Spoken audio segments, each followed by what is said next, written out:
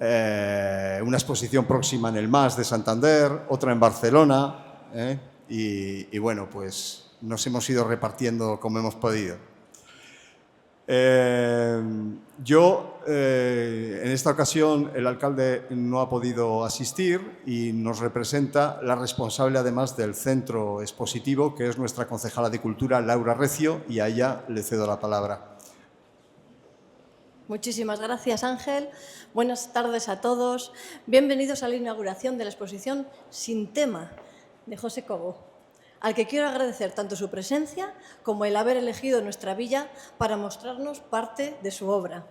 Hablar de José Cobo es hacerlo de uno de los artistas cántabros con mayor proyección nacional e internacional. A lo largo de su carrera, ha expuesto algunas de sus galerías y centros más prestigiosos, como pueden ser en España, Europa, Estados Unidos, como bien decía Ángel, participando además en ferias de referencia, como pueden ser Arco en Madrid, FIAC en París, Art Miami o Art Brussels. Pero más allá de este reconocimiento internacional, su obra forma parte también de un patrimonio artístico y emocional de Cantabria. Son suyas esculturas tan emblemáticas como Los Raqueros, convertida en uno de los grandes símbolos de la ciudad de Santander, y una de las obras públicas más fotografiadas de nuestra comunidad. El Monumento al Incendio y Reconstrucción de 1941, también en Santander, o la escultura conmemorativa del 50 aniversario del concurso internacional de piano Paloma O'Shea. Un legado que demuestra la dimensión de un artista cuya obra trasciende las salas de exposiciones para integrarse en la memoria colectiva de varias generaciones. Que un creador con esta trayectoria exponga hoy en Laredo es un auténtico privilegio y una muestra más de la apuesta de nuestro municipio por acercar a los vecinos y visitantes propuestas culturales de la máxima calidad. El propio título de la exposición, Sin tema, ya despierta la curiosidad. Nos habla de una propuesta que no se deja encerrar en un único tema ni en un estilo en concreto. Es una invitación a recorrer un camino construido a lo largo de los años, donde cada obra refleja inquietudes, preguntas, reflexiones que han ido acompañando al artista a lo largo de su vida. En una época en la que muchas exposiciones se organizan en torno a un único discurso o una única idea, José Cobo nos propone algo diferente, un diálogo abierto con el espectador. Aquí no encontramos respuestas cerradas, sino obras que nos invitan a detenernos, a observar y a encontrar nuestra propia interpretación. Y esa es precisamente una de las grandes virtudes de este arte, su capacidad para despertar emociones, generar preguntas y ofrecer nuevas maneras de entender la realidad.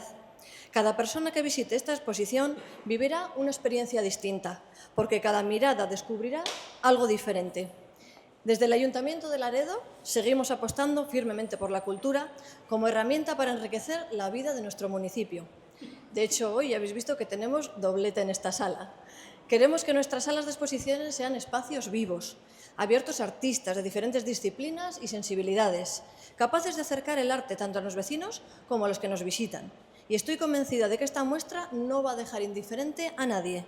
Es una exposición que invita a contemplar sin prisas, a reflexionar y, como señala el propio José Cobo en el texto que acompaña la muestra, a entender que quizá en las preguntas también podamos encontrar algunas de las respuestas. Por ello, les invito a recorrer esta exposición con calma, a detenerse en cada una de las obras y a dejarse sorprender por el talento, la sensibilidad y la capacidad creativa de José Cobo. Muchísimas gracias y enhorabuena al artista por esta magnífica exposición. Que la disfruten. Le cedo la palabra.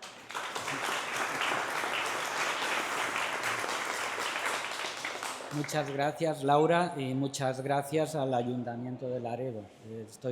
Estoy orgullosísimo de exponer aquí, gracias a tu concejalía y gracias a Ángel Bueno, que ha llevado adelante todo esto. Hemos tenido que organizar todo, montar la exposición, siempre hay las tensiones de si se pone una cosa aquí, otra allí, y al final lo hemos resuelto, creo que muy bien, creo que va a satisfacer a la mayor parte de la gente.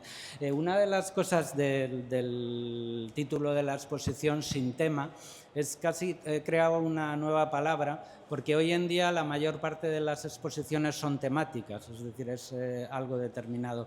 Y esto lo contrasto con cómo era, por ejemplo, en la época en el modernismo, en las vanguardias y en general a lo largo de la historia, en la que el arte se caracterizaba sobre todo por un estilo. Yo no tengo que explicar mucho, digo Henry Moore y todo el mundo sabe una estima, que es un estilo, o Chillida es un estilo, o la mayor parte de los artistas en unos años, o Teiza, cualquiera, David Smith, o sea, se identifica por un estilo. Luego las esculturas se pueden titular módulo 1 o espacio 1, espacio 3, lo que sea, es decir, pero lo fundamental es que es un Chillida, que es un Oteiza y que el tema es lo de menos. Lo más importante es el estilo, la forma, el identificarlo con un artista. Si vamos más atrás en el tiempo, vemos que el tema es compartido. Hay una iconografía determinada que puede ser para retratos reales, para esculturas ecuestres, para piedades, es decir, entonces ahí cada artista tenía su estilo, el de Miguel Ángel, el de Andrea Verrocchio, el de, yo qué sé, cualquiera, podemos mirar, el de Luis David, el de Goya, tal, pero entonces de alguna manera el estilo es de cada uno, pero el tema es compartido. Y hoy en día la tendencia que hay es a tener exposiciones temáticas que tienen que ver con temas relacionados con el medio ambiente, con la identidad, con una serie de aspectos que son los que definen más el arte. Cuando al final de mi presentación digo que quizá en el hecho de preguntar estén las respuestas, es que las preguntas se hacen de muchas formas, de una manera plástica a través del estilo o a través de un tema determinado que inquieta, que es relevante para la sociedad. Entonces, ¿qué es lo que tiene en común Leonardo da Vinci con un artista actual? Básicamente que preguntan, que son unos preguntones, básicamente. Y la respuesta está simplemente en el hecho de preguntar, en el hecho de hacer. Creo que eso es, desde mi punto de vista, lo esencial, ¿no? En eso tenemos una comunicación o podemos, vamos a decir, quizá separarnos un poco de la mayoría de la gente. El arte ha tomado un papel crítico en la sociedad, ¿no? Entonces, ese hecho de preguntar ya demuestra que hay un cierto tipo de crítica, de inquietud. Bueno, yo estoy hablando mucho, decía René María Rilke, que era el secretario de Rodin. Lo cierto es que no esperaba un micrófono aquí. Digo, ¿qué hago ahora? Y entonces René María Rilke fue secretario de Rodin y dijo una cosa quizá un poco injusta para su gremio, que es, dijo, bueno, los poetas se expresan con palabras, los escultores se expresan con hechos. Entonces quizá debería de callarme, pero bueno, como vivo en mi época, pues creo que se espera. Hoy en día es muy común lo de las visitas guiadas, lo de, bueno, expresar algo sobre el arte. Y entonces, bueno, pues puedo hacer un recorrido un poco rápido sobre... Sí, tampoco quiero agotar a la gente que dirán, ¿por qué no se calla? Que coja el barro, que es lo que sabe. No sé. Podemos empezar quizá por aquí, porque es una... Más cerca, bien.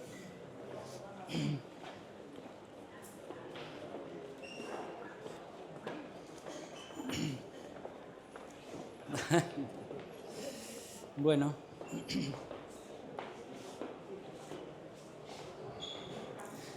esta...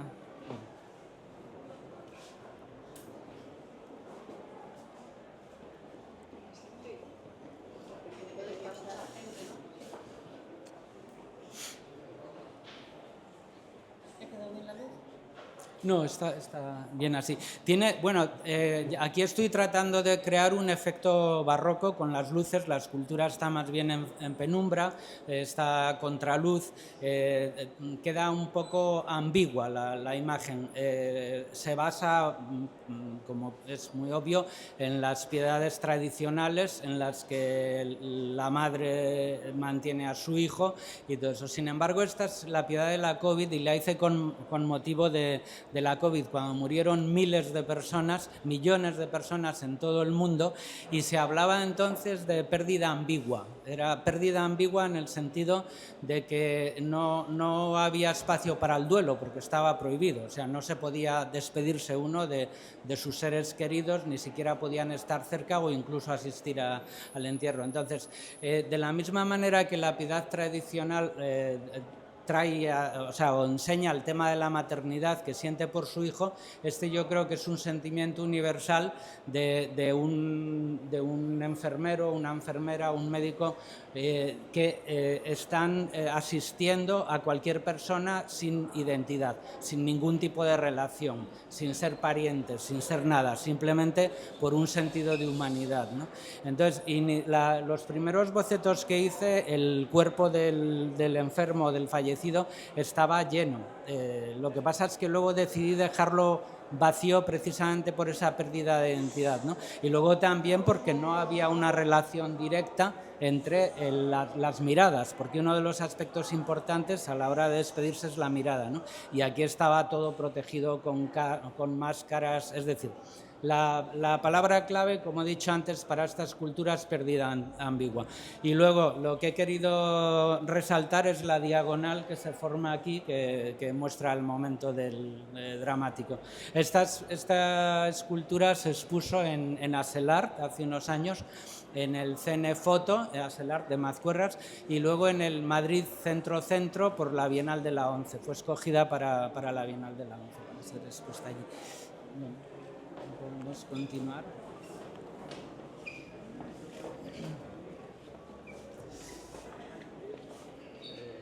José. Bueno, Pégate más. Sí. Sí. Ya tengo pilas aquí. Sí, muy bien. Bueno, no he mencionado, he querido dejar esa escultura sola en esa sala para, como decía antes, de crear como un espacio barroco, como una especie de capilla alrededor de la figura, es decir, no sobrecargar el espacio con otras cosas. Tiene que estar aislado, es un lugar para la meditación, vamos a decir. Bueno, esto son unas piernas de... Bueno,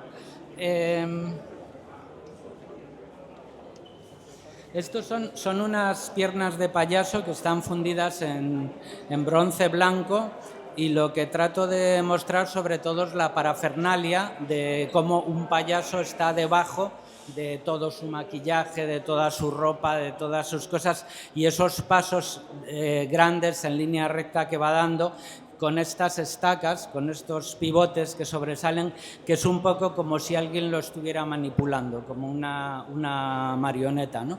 Entonces todos tenemos la imagen del payaso como alguien que llora por debajo del maquillaje, por debajo de toda esta imagen de alegría, ¿no? O de felicidad.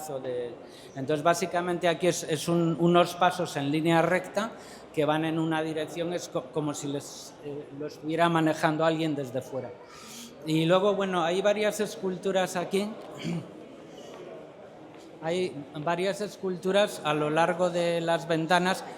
Como había estas ventanas, aunque yo tiendo a hacer más bien tipo instalaciones como estas que vemos aquí, esta de los pliegues de la materia o la de singularidad, aquí entre las ventanas no me permitía hacer ese tipo de instalación.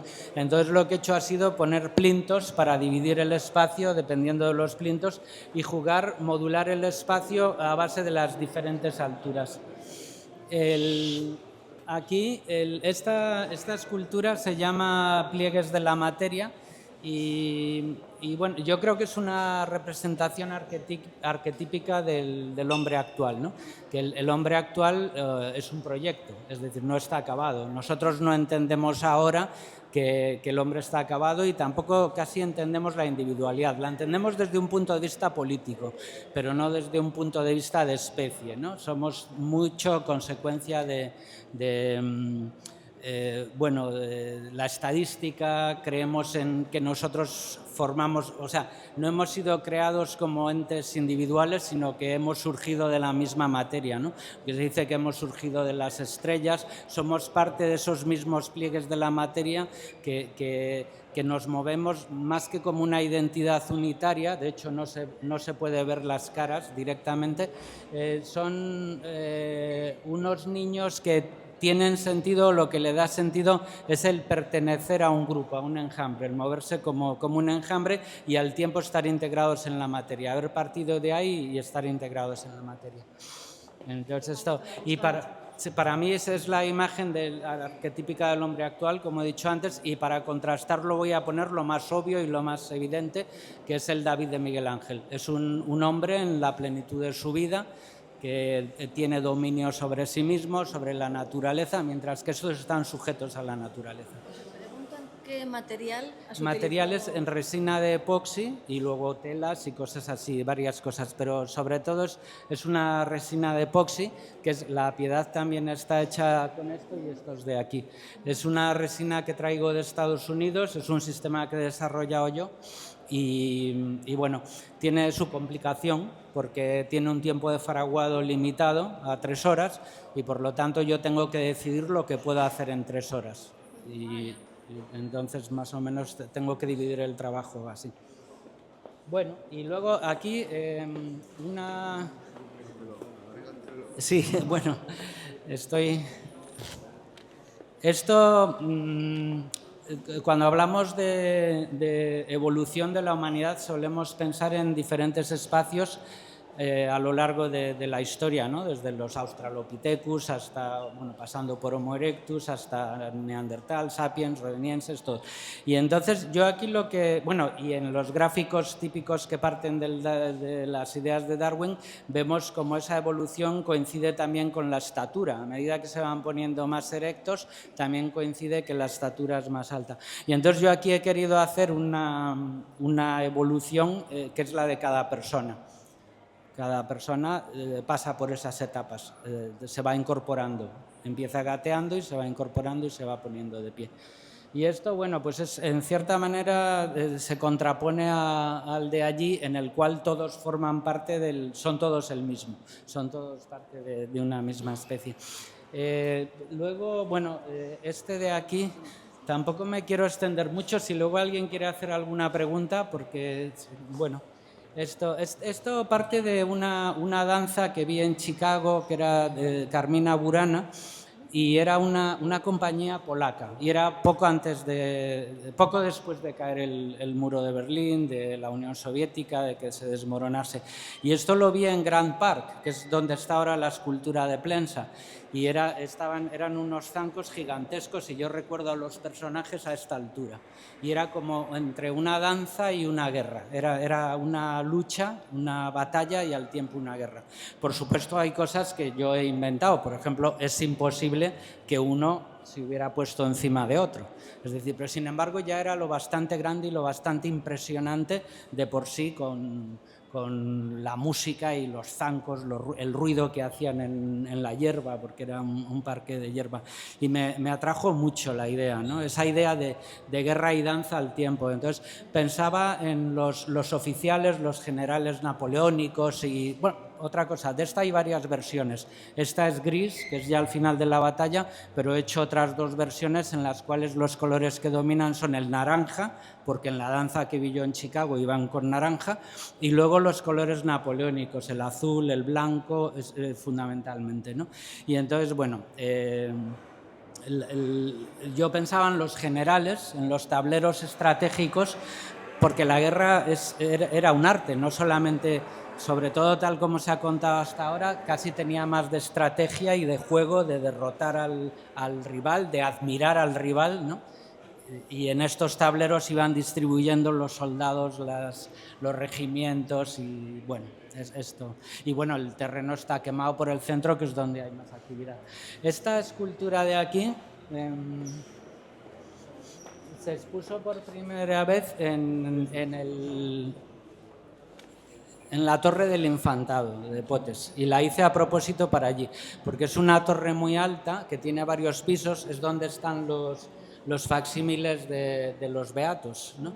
Y entonces yo lo que quería era que se vea desde arriba, o sea, podías verlo en el espacio a nivel de suelo, pero luego podías verlo desde el primer piso, desde el segundo, desde el tercero.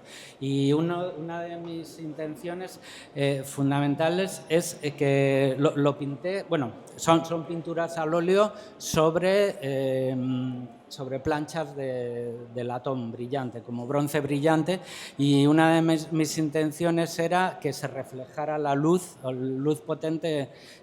Y claro, estoy empezando por el final, en realidad debería empezar por el principio. Se trata de Juan de Patmos, el que escribió el Apocalipsis, ¿no? Entonces, los beatos están basados, son traducciones y comentarios sobre el Apocalipsis. Entonces, muchos de los motivos dibujados son contemporáneos y otros son de la época, vamos, quiero decir, se relacionan con esto, ¿no? Por ejemplo, aquí están los 4 jinetes del Apocalipsis, aquí hay un helicóptero, la chica de Vietnam, luego cosas que relatan en el Apocalipsis, y luego mucho texto, que el texto no dice nada, son garabatos.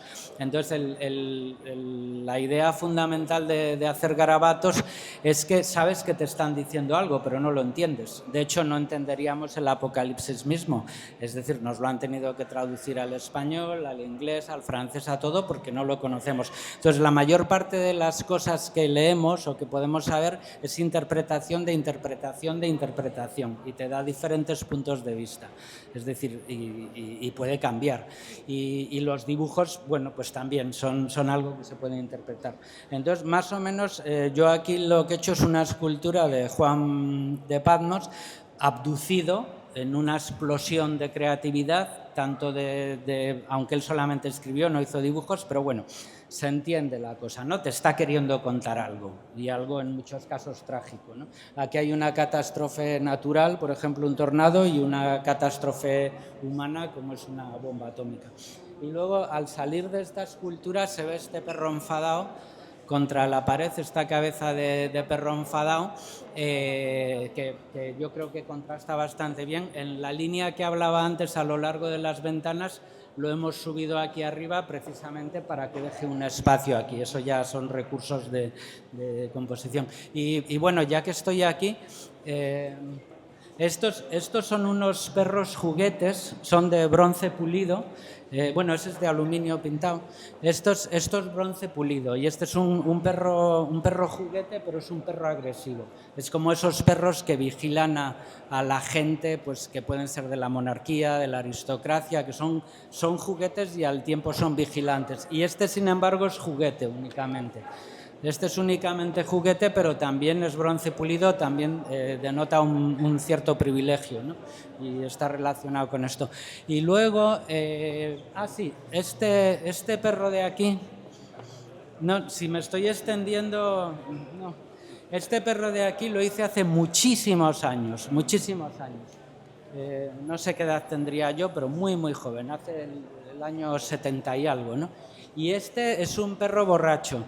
Mejor dicho, un perro que está probando que no está borracho, porque unos niños, yo tenía un perro entonces que se llama Gil, y entonces unos niños en la calle me dijeron que habían visto a mi perro borracho, y entonces yo hice la escultura para probar que no era posible, porque sabía mantener él. Y bueno, ya este es un minotauro filósofo, un minotauro que se pregunta sobre su propia condición, puesto que es un híbrido, es una mezcla de muchas cosas. Entonces tiene una mano, pero tiene una pezuña, un pie y otra pezuña, y básicamente está contenido en sí mismo en un acto de introspección, pensando sobre su propia naturaleza. Y ya ese es un perro jugando a luchar, que es curioso porque se relaciona también con la lucha, la danza y lo que tienen que ver entre sí, ¿no? Porque los perros muy a menudo juegan a luchar, no necesariamente luchan, ¿no? Entonces, bueno, y ya por último, hola.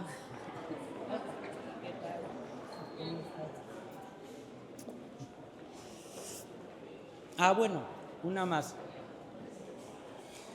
Ya para salir de esta sala. Este es mi hijo mayor, que nació en Nueva York. en el Hospital Presbiteriano de la Universidad de Columbia, y entonces cuando nació me lo dieron, me lo pusieron en las manos, y la enfermera envuelto con un trapo, ¿no? con una manta. Y entonces a mí lo que más me llamó la atención es que daba la impresión de que ya había recuerdos, pensamientos dentro de su frente cuando acababa de nacer, ¿no? Y entonces fui corriendo al estudio y hice esta escultura. Entonces eso es lo que viene.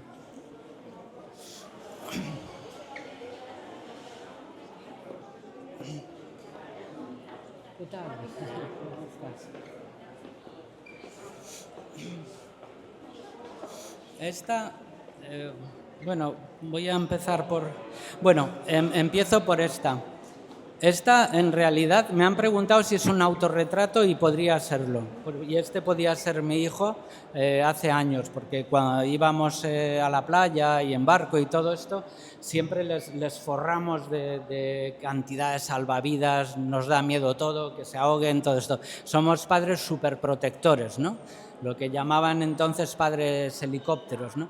Y bueno, básicamente este se llama hombre de chapapote y niño de chocolate porque se les cuida mucho, casi se exagera con los cuidados, y el chapapote está cuidándole mucho, pero en realidad el máximo peligro es su legado, es su legado en la naturaleza, más... Es de esos de lo que tendría que salvarle. Y bueno, esta figura es un hombre andando policromado. Esta estuvo expuesta en el Museo Thyssen en Madrid. Y esta la he puesto aquí porque me apetecía mucho sacar estos relieves que no había sacado desde hacía años. Son bastante antiguos también, son del año 92. Son de barro cocido pintados con óleo y representan muchas cosas, las 4 edades, ¿no? La infancia, la juventud, la madurez y luego ya la edad adulta, ¿no? La de anciano, ¿no? Y bueno, representan diferentes situaciones en la vida. En aquel entonces, esto es también del 92, algo así. Yo vivía en Chicago y entonces hay bastantes imágenes que se relacionan con eso. Era el momento de Mario Conde, de los yapis, de la corbata flácida, había estos símbolos de ser macho, pero al tiempo se llevaban de una forma como muy ligera, ¿no? O sea, se había convertido en un símbolo como que seguía teniendo valor, pero ya era, no sé, como añadido. Estos son unos jóvenes sin más. Bueno, habría muchas cosas que ver aquí. Todos los relieves están contenidos en la parte circular. Aquí hay un paisaje en el que se ve Chicago y un pueblo de Santander también. Todo esto es...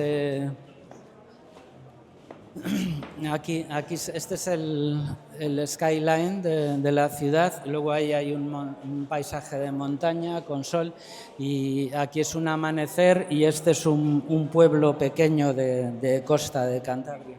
Y entonces, bueno, todos estos relieves vienen de una escultura que hice hace años que se llamaba La Puerta del Purgatorio y hacía referencia a la Puerta del Infierno de Rodin o a la del Batisterio de Florencia, de Ghiberti, que Miguel Ángel dijo que era digna de ser la puerta del paraíso. Entonces yo lo que quise hacer era una puerta de proporciones no antropomórficas, es decir, más casi como una puerta de garaje, porque la puerta, por muy grande que sea, las dimensiones son antropomórficas. La relación entre la altura y la anchura, eso te hace sentirte cómodo, ¿no? Si la puerta es baja, por mucho que pueda entrar una muchedumbre, te hace sentirte un poco mal. Y luego, por otro lado, la puerta al purgatorio está destinada prácticamente a todo el mundo, porque si vas al cielo o al infierno, suenan las campanas, hay de todo, porque son pocos, ¿no? Pero en el purgatorio, pues probablemente pasamos la mayoría, ¿no? Y de ahí son estos relieves, que están en la puerta, están fundidos en aluminio y aquí luego aproveché los relieves de barro, los modelos para pintarlos. Y bueno, y no tengo mucho más que decir.